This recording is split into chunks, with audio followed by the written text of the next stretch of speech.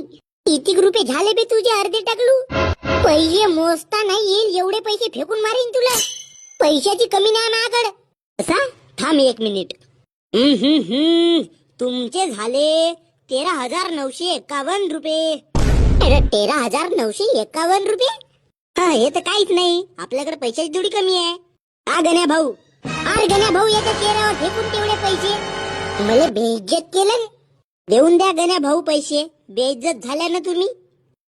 यावेळेस तू 90चा पॅक पेऊन टाक. आणि पैसे यावेळेसची उधारीवर ली.